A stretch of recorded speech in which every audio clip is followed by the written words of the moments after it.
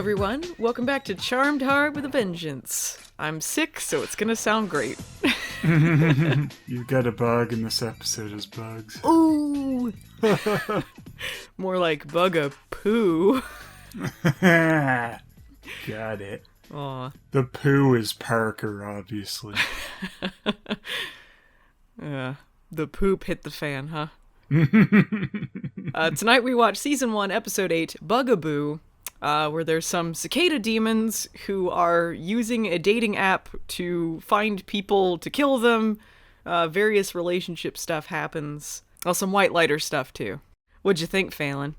A whole pile of stupid coming at all directions. It was about what I expected. The whole dating app thing was moronic when you, give it any scrutiny. Just Well, they didn't give any real reason why this was advantageous for the demons to have their own dating app. It just seems stupid, too, that this is going on. Maggie is selling an app, basically, just going around bugging people to download an app because she could get an internship. Hey, you can intern for these idiots with an app. We're gonna promote this. This seems very tenuously connected to a school at all. This is so But it seems stupid. very in Maggie's character to just hitch on to a stupid app and try and get an internship out of it. Yeah. And Parker's trying to get her to do another internship with him and his dad. Yeah. At EvilCo. Ooh. Dun, dun, dun. I leave for 20 minutes and EvilCo's in shambles. Hi, I'm Bob Evil. They want her to go to that internship because somehow they think they can get her plasma that way. Because they're still trying to get her witch DNA. Bingo. Dino DNA. On a date with her, Parker's like, oh yeah, I need plasma, I'm gonna die. And I've already checked and we're a match. And it's like, what? Did he check with the app? Because apparently, in that app, the only way it would work for those demons is if you would put in, blood information or other stuff, that you would never put in an app. No sense. It's like, these bugs need a certain match so that they can put their larvae in them or whatever. They say they need an exact match for their reproductive needs. Mm-hmm. But that's not what you would put in a dating app. Dating apps have to do with personality matches. Yeah, all dating apps are based on blood types and genetics. All right, now can you tell us a bit about your genetic code? What the hell kind of dating app is this? They try and tie it in really clumsily with Macy and this Asian guy, because she's talking earlier about how Asian men are considered less desirable statistically in these apps, which I think is a true fact. I think they do get less swipes or whatever you do in those dating apps. But they try and connect the less desirable genetic thing with the demons seeing they don't want less desirable dates. So he's talking to Macy when they go on a date, this demon who is in the guise of an Asian man. And it's almost like the demons are tricking them with their social justice issues now. They're because it sucks to be less desirable. She's like, oh yeah, you're quoting the exact thing I was talking about. This is how normal people talk in a normal conversation. Yeah. It was so close to having a running theme, and it didn't quite get there because again, it's clunky. That's good that. In the end, he's an evil bug, so... He's a man, not a boy.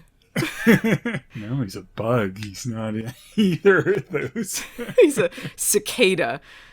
Anyone who's had to live in an area with a lot of cicadas, I think, felt immense satisfaction at having the fake CGI bar go through his face. That's for ruining all these shots. Your stupid noise, cicadas. And to circle back to Parker before he moved back too far from that, just the fact that how did he get their blood types? How does Maggie think that's normal that Parker has somehow gotten her blood type and stuff and given it to these people to check? Like, does she think he secretly stole some blood? I don't know. What she think is going on here? She accepts so many things at face value from him, like, that are not normal at all. No, that's so dumb. Like, nothing about them seems genuine. You were pointing out, too, if the whole point was, like, to get the charmed ones, why was he with Lucy to begin with? Yeah, that just adds a complication, like, unneeded. It just didn't make any sense, and that would only, like, hurt his chances. Like, he's just lucky that she's, that she's willing horrible? to, like... Yeah, he's lucky she's horrible. We find out why he's taking that serum, because his demon half is killing his human half. I figured it was something like that, yeah. His whole existence is not meant to be. Yeah, like, he's just killing himself from the inside out. I don't know. Fair enough. I mean, I guess if you're going to believe there's a serum that can help with this, I guess you can buy that. It's one of the good products from EvilCo. I still don't care about Parker, but I do love the dynamics between him and his dumb family. They have more interaction with him and his shapeshifter brother. And someone pointed out, too, like... He had that story that he told Maggie about his brother that could play guitar and he couldn't, and he became like the guy who couldn't play guitar. Was that Hunter? Was he the guitar playing brother that he aspired to be? We're gonna see him shred it soon. Parks, that's not us. I wanted to be just like my shape-shifting guitar brother. He could even become a guitar, but it was not to be.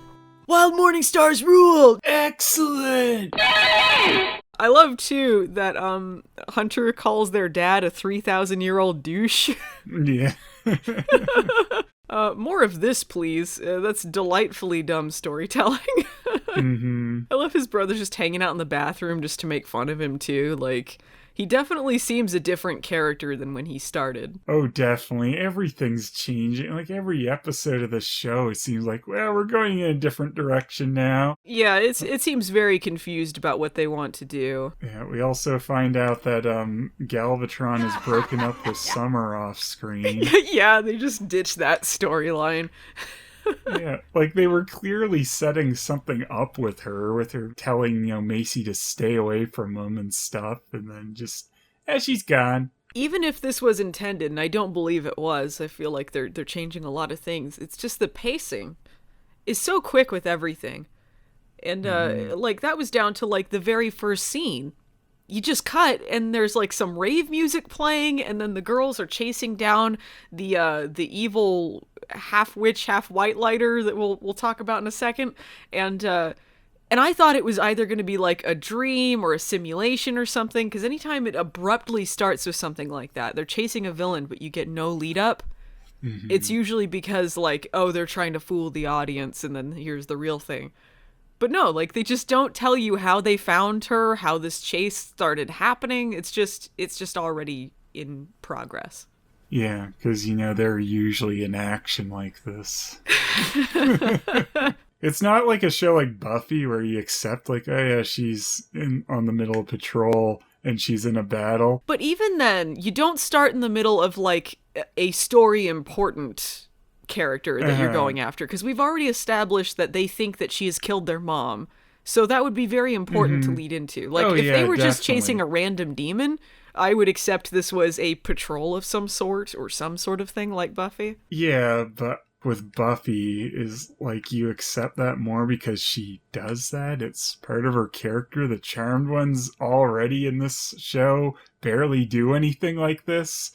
So, like, starting them off like this is kind of weird. Like, unless we get into a little bit of a groove with them doing this type of thing, I think the cold open of them in the middle of it's odd. I don't think they're as apathetic as the original Charmed ones were near the end. No, but they certainly aren't very proactive. A lot of the time they're just dealing with their own life issues, and then they're like, oh, the thing of the week's annoying us? Like, they're not quite original Charm, but they're still more focused on dumb things than they are the big threats. I mean, a lot of it still is very reactionary. Like, they're not proactively going out, but, I mean, they do at least try to get rid of bad guys with minimal complaint, so... Like, until they start being a little more proactive, then don't do that. Did they establish in this version of the show that witches like are supposed to protect innocence, or this is just they happen to be witches that fight evil? Like, is it like a chosen one thing? Like they're supposed to protect people? I mean, Mel was protecting someone in the episode, right? That she was going to. Yeah, which was weird, because she's like, I was going to help them the human way. Yeah, which is bizarre. Yeah, do elders frown upon witches using their powers to help people? I don't really... Or is that just like Mel with a bug up her butt about something? I don't know. Mel's very weird now. It's like she's mellow. She's definitely not as angry. Yeah, they call her Mellow Yellow because all she does, like, yeah, she runs into Miss Electricity. What's her name? Jada. Jada. She runs into her earlier, and she still thinks she killed her mother. And, like, that, she says that line. She goes, "Oh, so you killed my mom because the elders are dicks?" Like, and she says it like with that conviction, like she's not upset anymore. It's just like some other people had the same problem we did with her character at the beginning. Like, she was too angry, so they're like, all right, now she's not angry about anything, including her mom's death. She's very like, oh yeah, why'd you have to go and kill my mom? That's kind of a bummer, you know. Yeah, it was a really rushed storyline that they're really trying to push with Mel and Jada. Potentially a romance, it seems like. Oh, which yeah, definitely. Just seems awful. Like, bring back Nico. Don't do this. Nope, we got rid of Nico so that we can do this. They reveal this Jada person. She's the one who stole the Scepter of Tartarus, or Scythe of Tartarus. At the end of last episode, they think that she killed their mom, and she's got the scythe, which looks like the Sailor Moon scepter or something. Mm-hmm. And she opens up Tartarus, I guess, and releases a witch. And she reveals to Mel that she is half witch, half Whitelighter, which is frowned upon by the elders, even though they're witches who created Whitelighter. So it's a whole complicated system, I feel.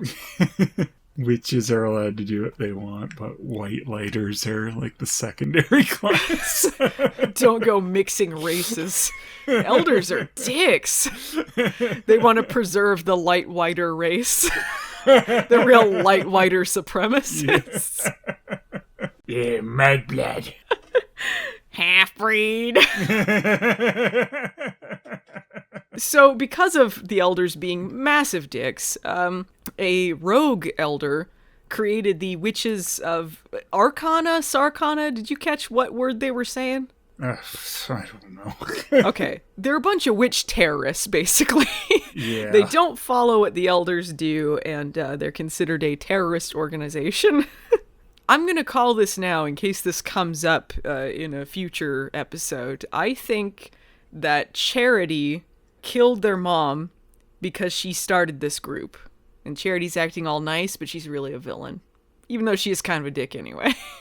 Because she wanted to steal their mom's face just like she did all the other elders.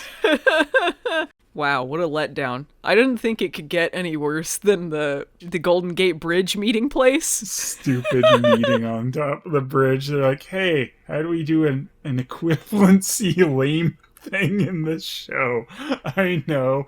They'll be meeting at the Charmed One's living room. Yeah. That was so lame. I was like, it's just their living room. Not even a separate living room. It's just the living room set with like a filter over it, so it looks a little more heavenly. Yeah. They say it's like their room in another dimension or something.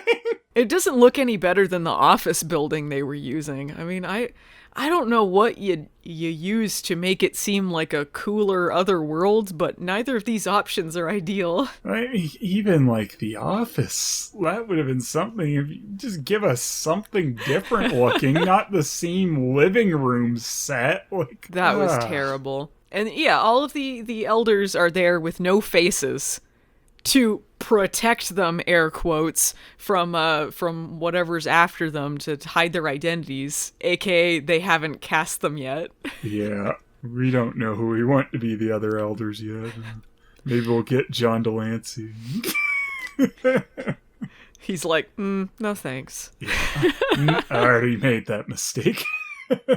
It's weird because they're drawing attention to the fact these are just a bunch of extras, but at the same time, like, it would feel weirder and empty if they go to Elderworld and it's just their living room and just Charity there. They shouldn't have gone to Elderworld, honestly, because she takes her there and the other elders don't say anything. She doesn't tell her anything of note that she couldn't tell her not in Elderworld. Yeah, like she could have told her what she told her in the same office with Harry. Like, there's no point to it.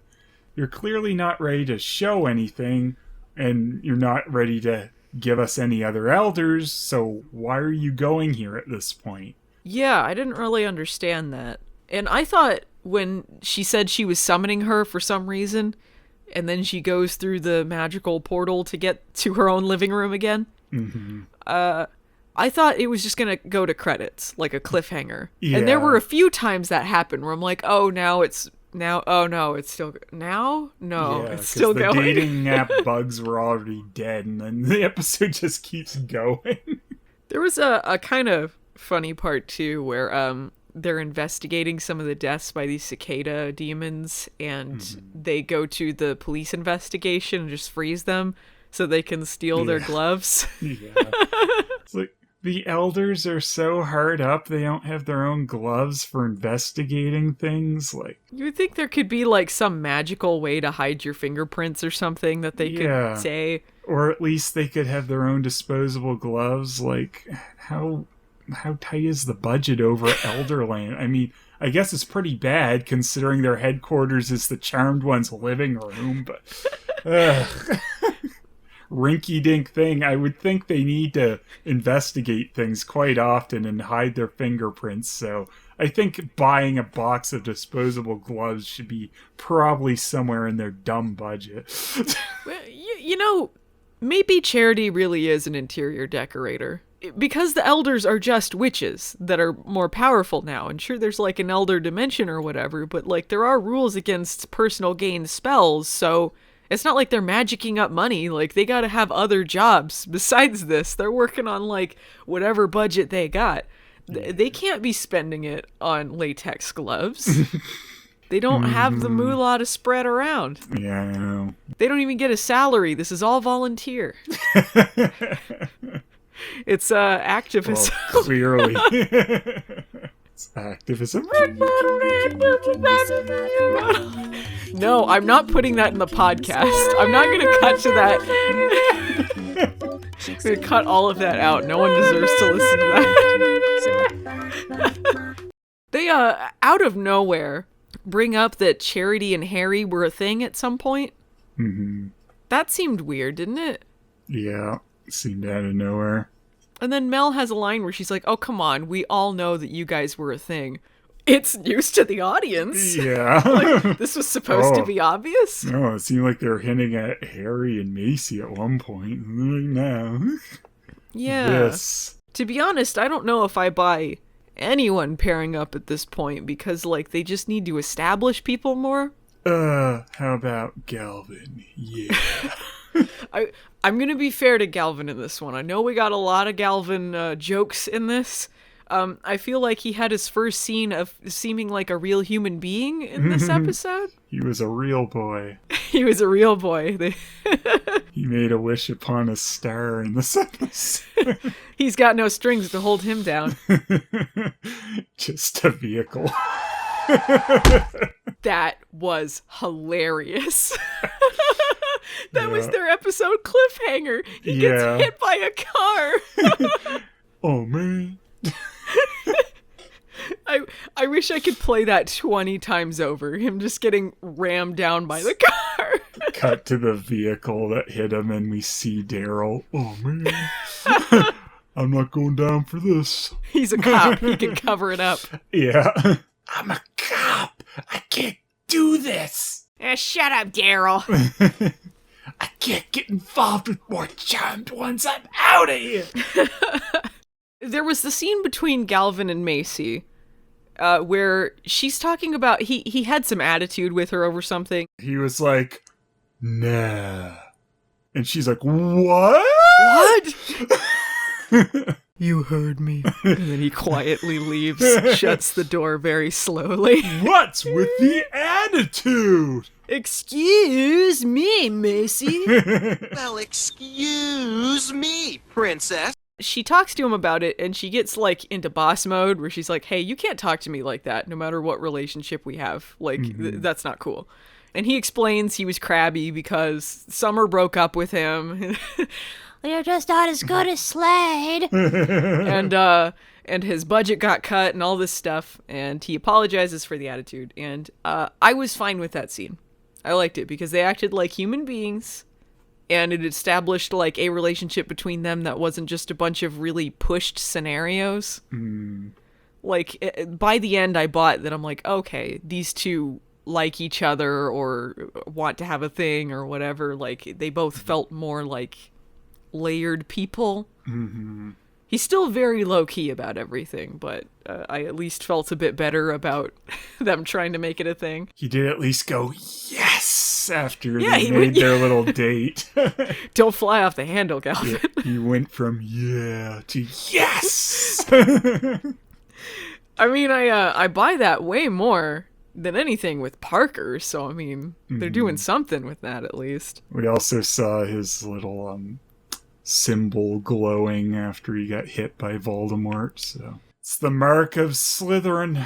That's why he can speak parcel tongue. Now it makes sense. Well, that snake's talking. That's weird. I like how he just becomes like Hannibal Buress in our impressions.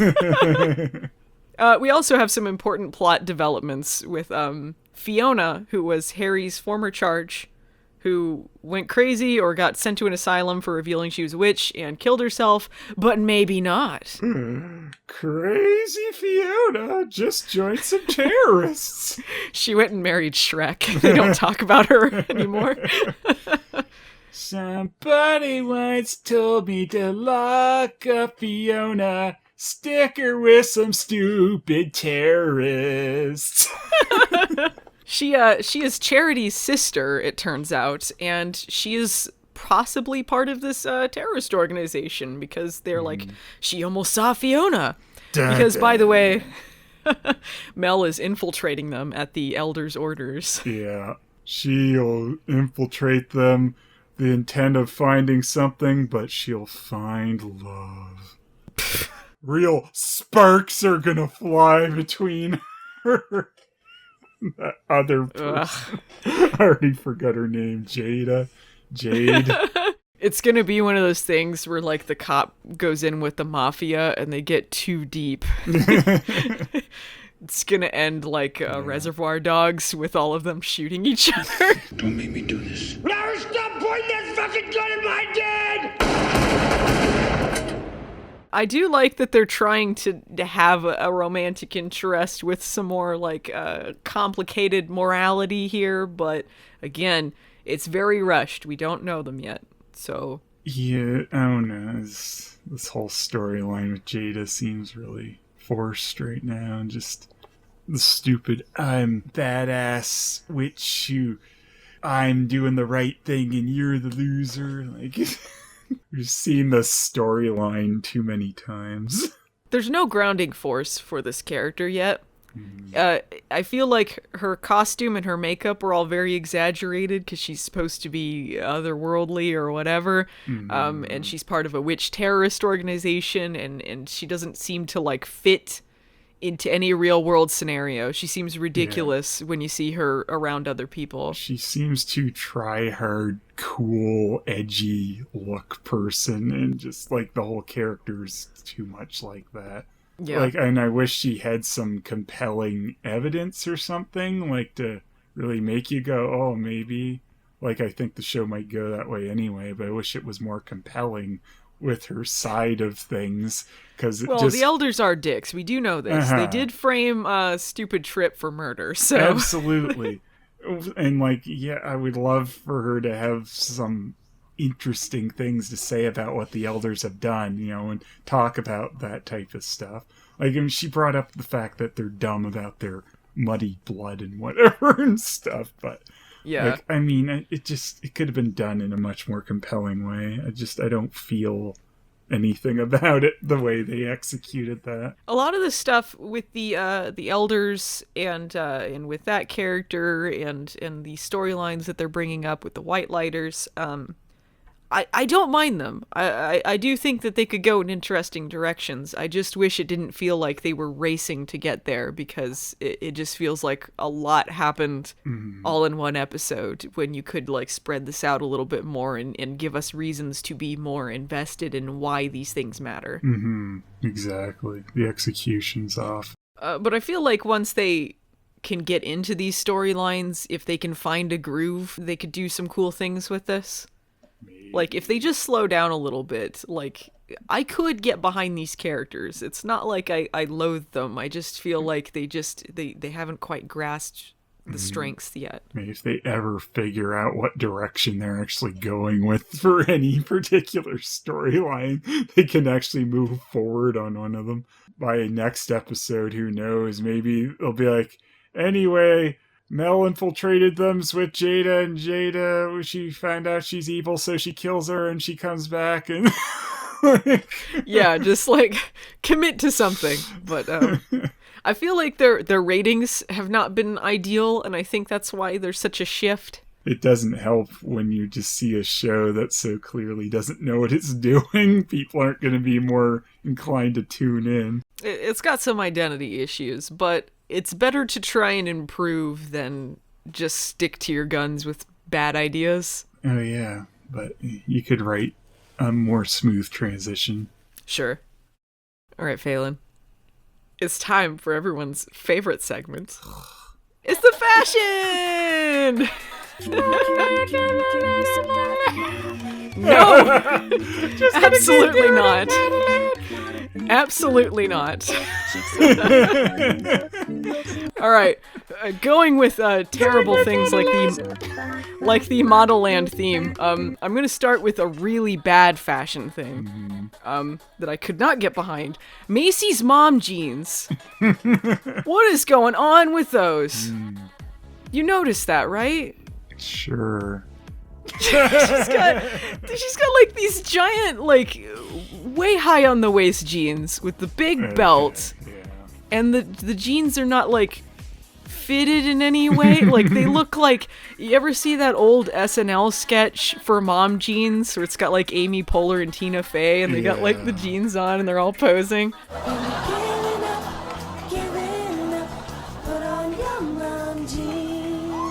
They're not flattering. Yeah, thinking about it, it's a bit like that. Yeah. She has had some good jumpsuits, though, in this show. They upgraded the lab coats over at Revolving Door Science Institute. Yeah, they made them gray. They also point out something about how her boss was like, "Oh, Macy, you shouldn't be working all the time. You need to have more in your life." Oh yeah, she's tough but fair. Like you said, no boss would do that. Like, they're not going to discourage extra work. Yeah, if anything, they're going to take advantage of you. I don't see this being a realistic relationship. And again, they don't have any relationship at this point. Like, it's not believable in the slightest. Anyway, back to fashion. I've got a lot of them. There was a lot happening in this episode. All right, I'm gonna start with some smaller ones.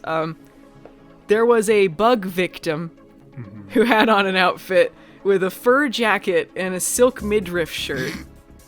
I was like, ooh, this is good. This is daring stuff. Even Harry had some stuff going on in this episode. He had a blue sweat jacket on with a green stripe down the front. I thought that was, it looked very casual. Mel had a velvet dress on, all velvet, which seemed to be a theme in this episode. There was a lot of velvet going on. They decided that was their theme. Charity, with her white pantsuits, she had a pretty good one. Sequined shirt, and she also had a capelet on. Her pants were a mile wide. It was a good cut. And then she tried to sell them to us for like 10 minutes. Like, if you call now, you can get these 10% off. Thanks. Thanks a lot. I will sell these at a replica of your living room. Whoa! Woo! Maggie spends all of her money on this. You idiot! I'm a psychologist now. It's fine. All right, let's go to Maggie. Maggie is the fashion all-star.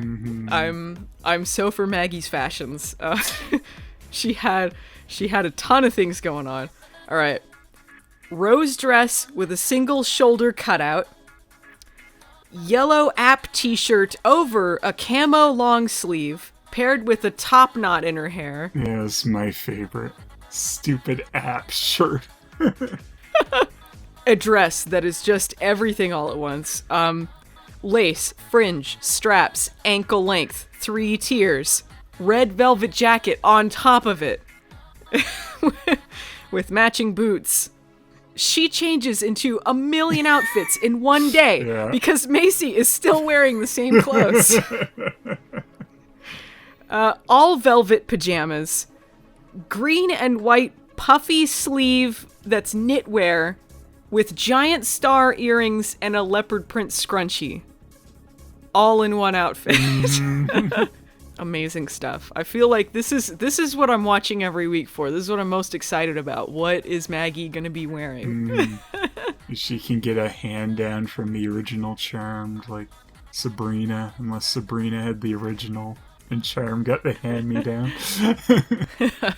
Yeah, they shared a lot of the same outfits on the WB, or a few of them anyway. But I don't know. I like this stuff more than the Phoebe stuff. Occasionally Phoebe would hit that good tacky stuff where it's like, ooh, this is so bad it's good, or like, I can get behind this, it's fun, it's weird but it's fun. But a lot of the time she would do things like wear arm warmers with a tank top. Like, it just didn't make any sense. Yeah, sometimes she just cut things. Sometimes she's like, can I wear 3 different shirts pieced together like a Frankenstein? Can I do that? That's some good sewing sound effects. Just cutting. Oh, I see. The whole process. Yeah. There you go. Nailed it. Oh, sweet. I don't even need to add any more sound effects. It's just us, a cappella. Yeah. All right, Phelan. What'd you think of this episode compared to some others? Like, was it better than last week? It stinks. No, not impressed. Stupid dating app bug thing made no sense. And then just like that plot ends and then there's still like 10 minutes of an episode or something. And it's just like, why is this structured so poorly? It's just so weird. It reminded me of like some dumb Smallvilles back in the day where like the main plot wraps up and it just keeps going. You're like, why is it still going? It's kind of all over the place. So it just felt like, why are we doing this now? Why are we doing this now? Wait, what? Yeah. I felt it was better than last week. It was still really rushed, and there were some silly things. I'm so for that ending with Galvin. That was you know what I just realized? They expected us to be really bummed by that. Yeah. That was supposed to be the really obvious, like, happy relationship setup, and then something tragic happens, like, oh no! Yeah. We're supposed to feel sad like we were when Nico got erased. I haven't laughed that hard since Trip was hit by a pipe and killed. More of this, please, Charmed. I'm here for this. All right, I think that's it for Charmed Hard with a Vengeance. Send us a like or a subscription or a comment. That'd be great. Thanks to everyone who's been listening, and we'll see you Charmanders next week.